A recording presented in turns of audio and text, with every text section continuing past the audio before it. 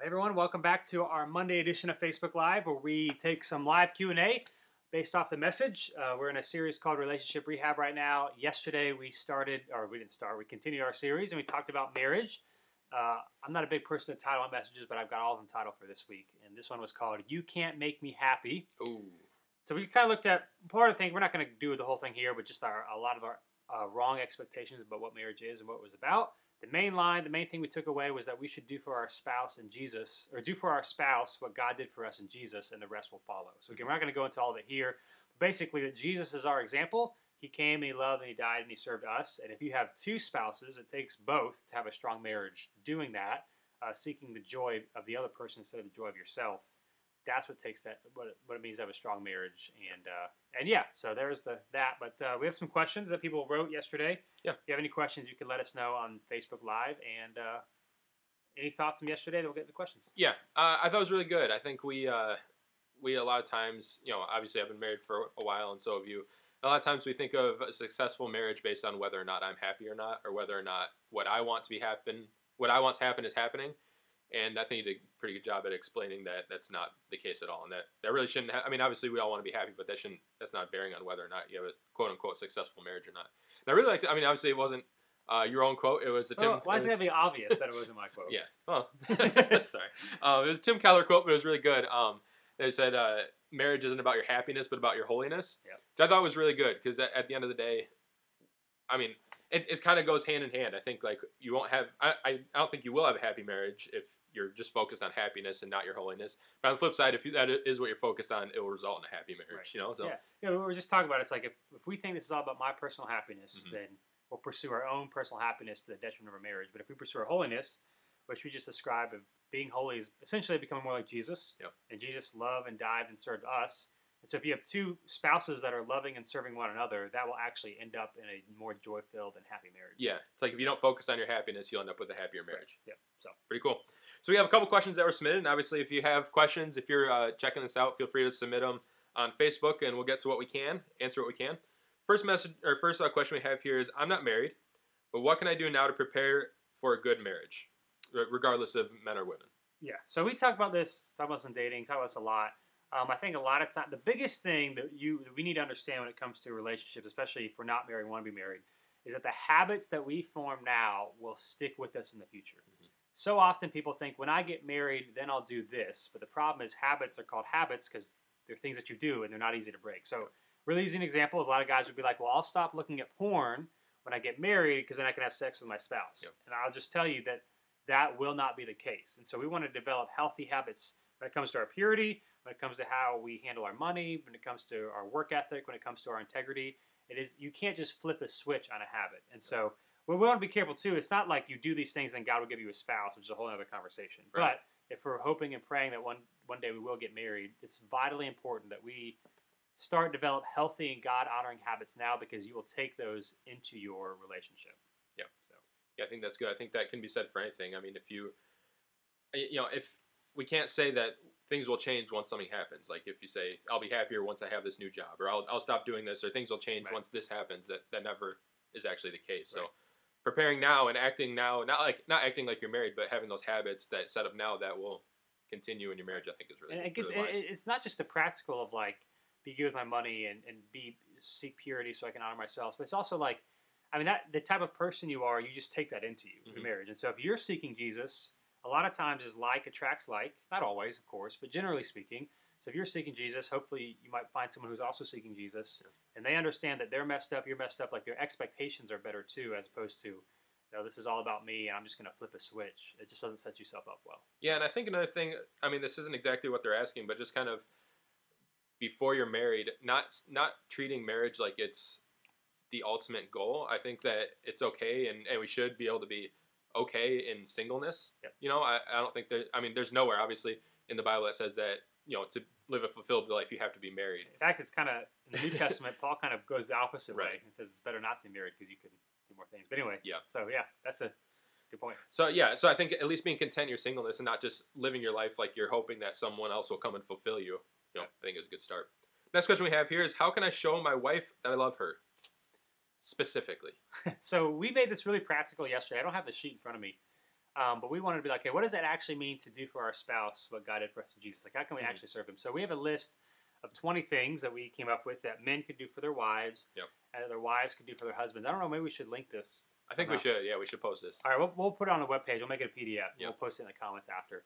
But basically, it's 20 things you can do. Some of them are like just do one time things. Some of them are like you try to do it every day. And we challenged our people to say, hey, take this list and over the next month commit to doing it. If it's something you only do once a month, you can check it off. If it's something you do every day. And I guarantee your marriage will look different if you do them. And so we want to make this practical. So some of the things, I don't have the list in front of me, but just off the top of my head, we'll do for both. So I'll say some of the men things. You can say if I forgot, and we'll do some of the women's. All right. So for the men, we talked about pursuing purity, so not looking at porn, putting software on your computer. We talked about not talking negatively. This goes both ways.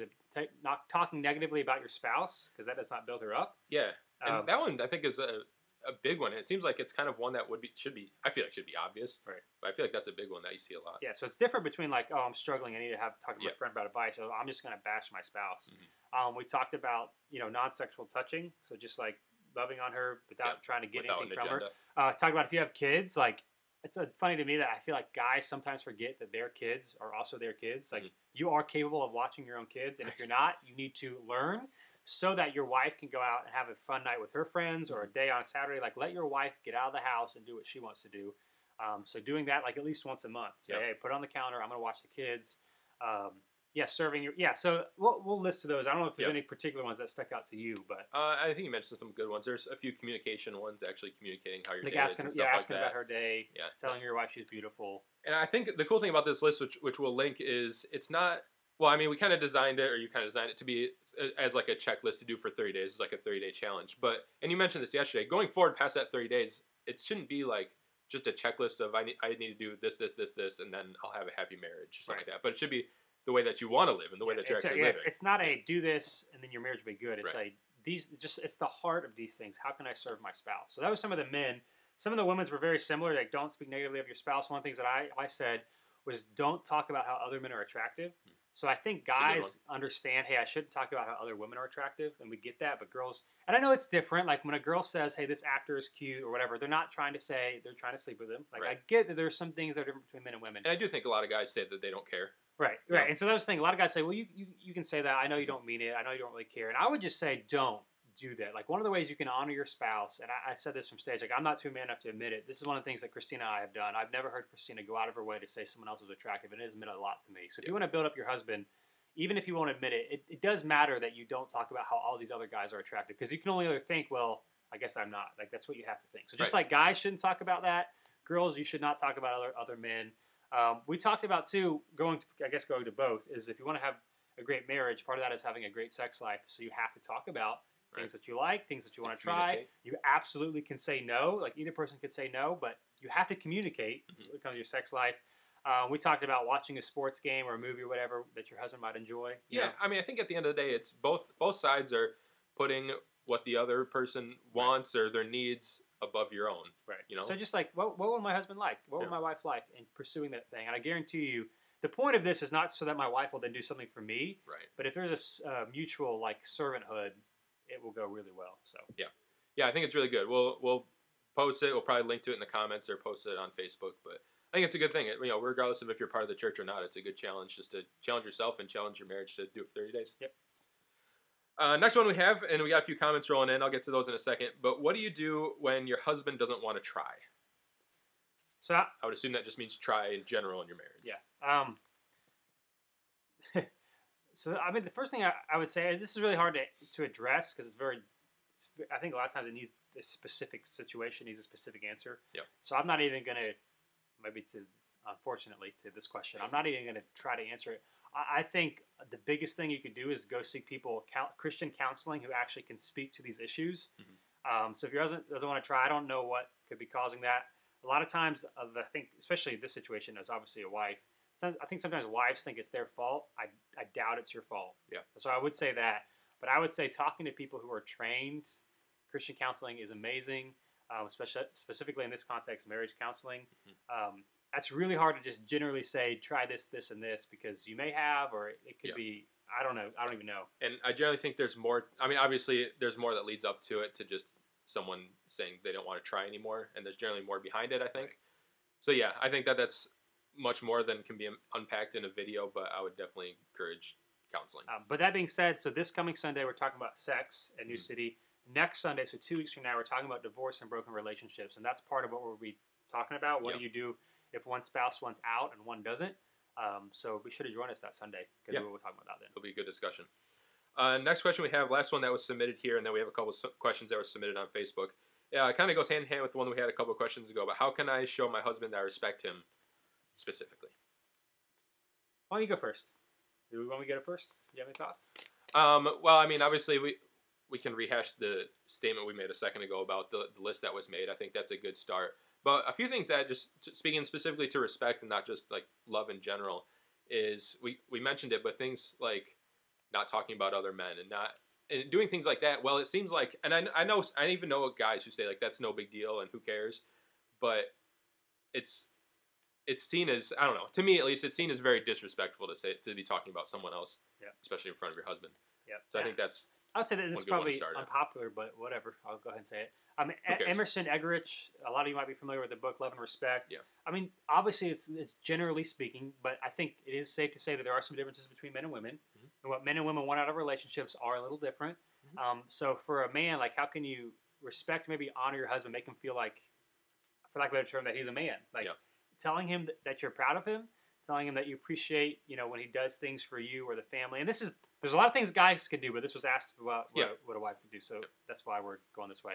Telling you appreciate him, speaking well of him in front of others goes a long way.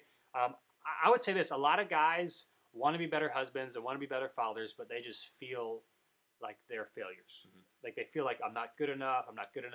And to hear, even if your husband isn't perfect, because no one is, but even if to hear you speaking well of your husband, it encourages them to be like, oh, well, if she's saying this. I think a lot of times people speak, like the labels that we give each other, we kind of believe. Yeah. So we're like, oh, if my wife actually thinks this of me, then it encourages me to want to do more things, to want to work hard, to want to love her, to want to serve her. So I think speaking well of your husband's a big deal. Telling him you're proud of him, asking him, what he thinks about certain situations. I mean, again, there's a lot of specifics, but I think speaking well and like directly to him and in his general vicinity is a huge one. Like for myself specifically, that's one that I wouldn't just on the surface say like, that doesn't really matter to me. I'm an introvert. I kind of don't like the attention and stuff like that. But that's one thing my wife Brittany's really good at, and it does. It makes me feel respected. It makes me feel really good. So regardless of if you think your husband like cares that much about it, he probably really does. Yeah, cool. Yeah, let's go. We got a couple questions that were submitted on Facebook. First question we have was, what if you do these? I think this was submitted when we were talking about the list, the 30-day challenge.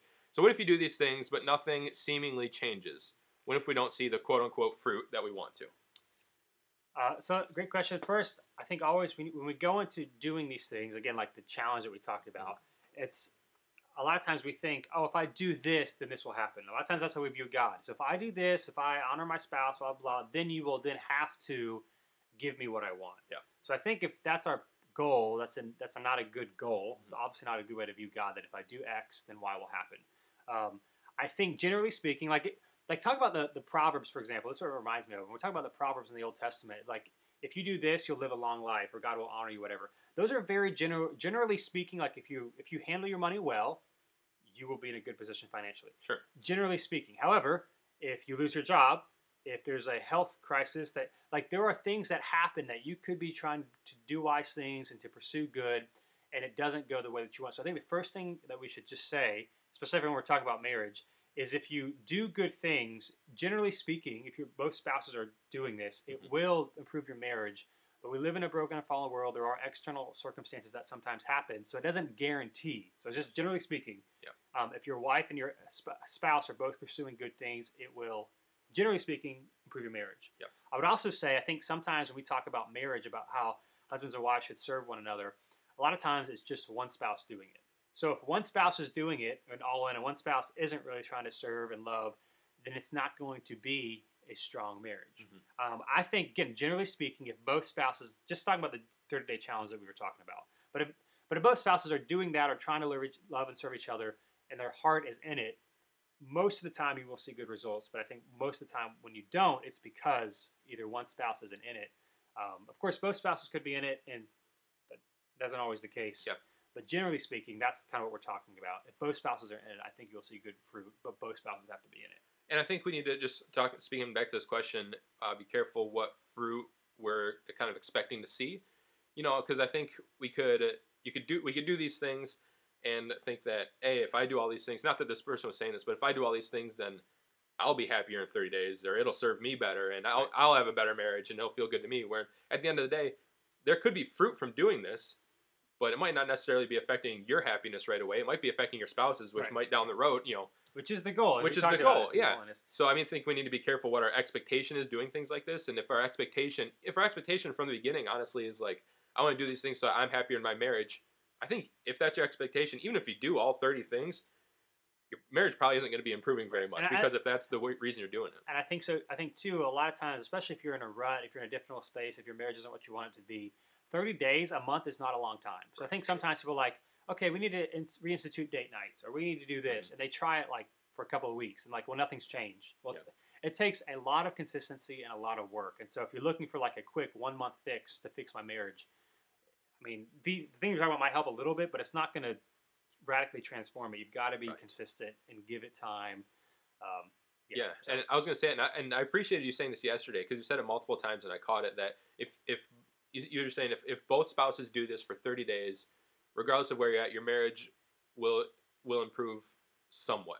Right. Like I never heard you say like your marriage will radically change, or your marriage will completely revolutionize, because 30 days is 30 days. Right. I mean, I've been married almost 7 years. 30 days isn't long enough to completely undo years of or change years of anything. And the challenge we're talking about, I was just saying, if you do this at the end of the month, your marriage will be in a different spot than it is now. Yeah. It may not be amazing, but if both spouses are actually doing tangible things for each other, then you will see at least a small difference. It may not be what you want to see, but this is just a step. A month is just a month. It takes a lot more than a month. And I think the biggest thing is it's a start. And it's a start to develop these habits to then continue. It's not like in 30 days go back to the way things were. It's to continue. Next question we have is, what advice do you have for singles who aren't rushing marriage, or the desire is just not there? So the desire to be married isn't there.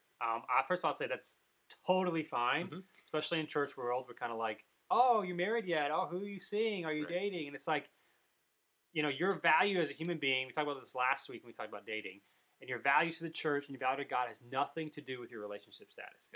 At all. Marriage and relationship is good, but I think sometimes there's like this guilt of like, how dare you? I can't believe you're not dating. Don't you know the older you get, the harder it is? And it's like, it's okay. I mean, Paul even talks about how singleness and celibacy can be a gift. Right. Like it's okay. I would say that's fine. Like you don't have to rush it. There's no, you have to be at this age, you have to be married. At this age, you have to have this many kids. It's different for different people. So I would tell you that's fine. You don't have to rush it. Just regardless, one thing we talked about was if you do desire marriage one day, you want to start developing healthy habits now, which you want to do that regardless about marriage or not. Yeah. So just be a person of integrity, pursue character, pursue Jesus. But I would say it's okay to not have the desire, and it's okay to not want to get married. There's nothing wrong with that. Yeah, I appreciate this person asked, what if specifically if the desire isn't there? Because I think, sometimes we get too caught up, like you said, in that marriage. Like you said earlier, that marriage is the ultimate goal, and everything will change, or my life will be perfect once I'm married. But I mean, like you said, there's absolutely, of course, nothing wrong with singleness, and there's nothing wrong with that desire of not being married, just not being there. And again, if we flip this on its head, especially when we read in the New Testament, we wouldn't say there's nothing wrong with singleness. We would say there's nothing wrong with getting married. Yeah. Because Paul even's talks about singleness and all these sort of things. It's really like marriage allows us, if you're burning with desires, what he's talking about, you should get married. So really, it's okay to be married is what we should say. Not it's okay to be single. Right. It's okay to be married. Oh, that's a good point. Next question we have was knowing your spouse's love language can really help in knowing things to do that help. Okay, this wasn't a question. I should have read it through before reading it. No, but still, it's a good comment. Knowing your spouse's love language can really help in knowing things to do that help them personally feel loved and respected. Which is a good comment. Do you want to? I mean, just in case anyone's not familiar, do you want to speak? There's lots of different things. I mean, there's a book called The 5 Love Languages.